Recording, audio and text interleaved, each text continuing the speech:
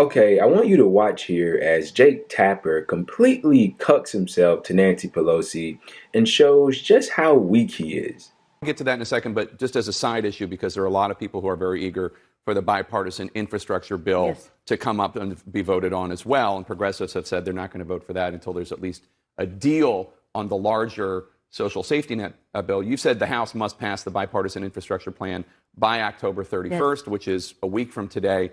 Moderates are frustrated. Two deadlines have been missed because of the progressives. Are you going to meet that goal? No, wait a minute. There was no deadline that was missed because of the progressives. Okay. Deadline was missed because they changed from 3.5 to 1/2 that, and we've had to go in and it's lamb meat lamb. Everything is good in the bill. What do you cut? Okay. So in terms of this date, this date is fraught with meaning because on October 31st is the day that the Highway Trust Fund authorization expires. Right. And if that expires, we have to get billions of dollars someplace to continue that. The best way to do that is to pass the BIF, having nothing to do with all the other, shall we say, deliberations that are going on. Our chair of the committee, Peter DeFazio, is a master of this, of the Transportation Infrastructure Committee, has said we must pass this Right. by October 31st. But the reason I invoked progressives, I'm not blaming anything on them, but I'm just saying they have said, a sizable number of them, enough of them to tank the bill, that they will not vote for the BIF, the bipartisan infrastructure plan, unless there is this framework agreed to. You're absolutely right. So are you saying in the next week the framework will be agreed to, or there will be a deal on the social safety net bill? Let's call it an agreement. An agreement. There will be an agreement on that, and you will also vote for the bipartisan infrastructure bill. Both of those things will happen in the next week. That's the plan. That's the plan. And right now we are just, as you indicated, the two Leader Schumer, Mr. Manchin, Senator Manchin, and the president are having the meeting on some of the particulars that need to be finalized. And I'm optimistic that we can do that. Wow, that was an interesting exchange. I'll explain why.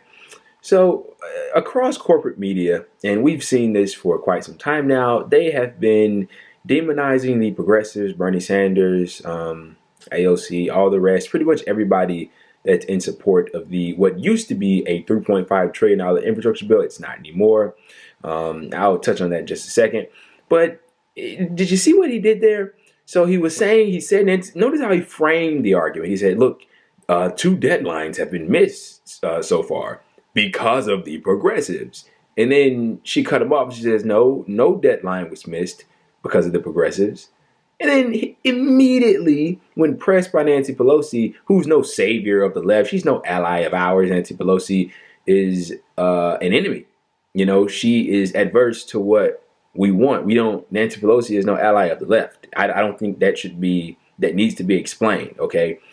But look, Nancy Pelosi, just a little bit of pushback, and he instantly folds. Oh, no, I'm not blaming anything on the progressive. You just did, Jake.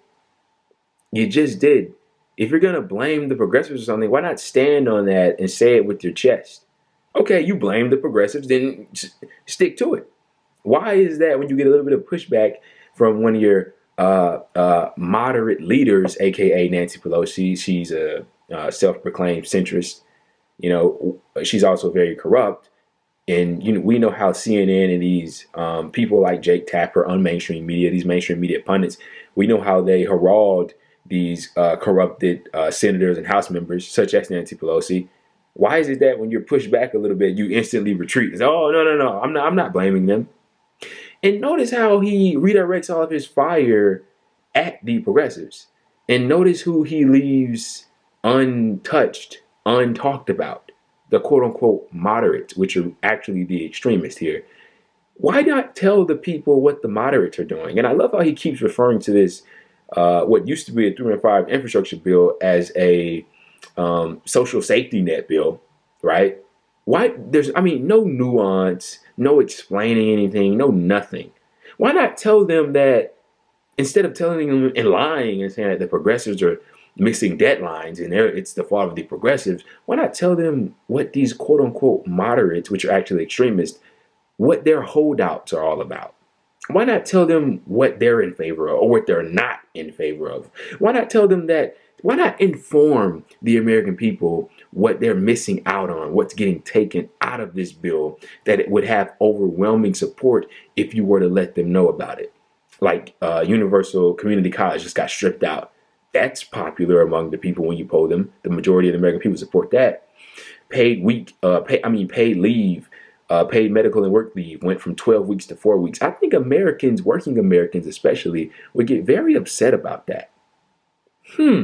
I wonder why you're not telling them that, Jake. It seems like you have to continue a narrative and spin this narrative to where it caters to the establishment.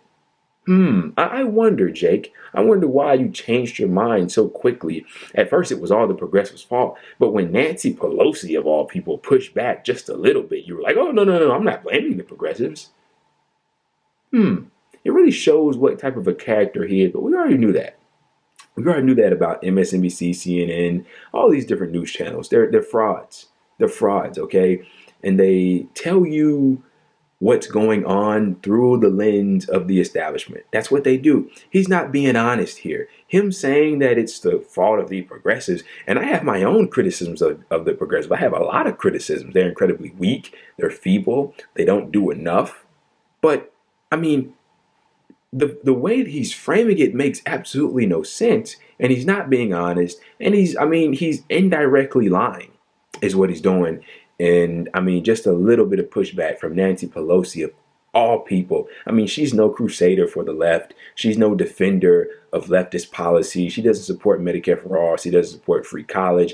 She doesn't support anything in the sense of, what a true lefty would advocate for. But here she is running circles around Jake Tapper. And here he is showing us just how weak he is and how much he and the rest of the people like him will cater to these corrupted establishment politicians at the drop of a hat.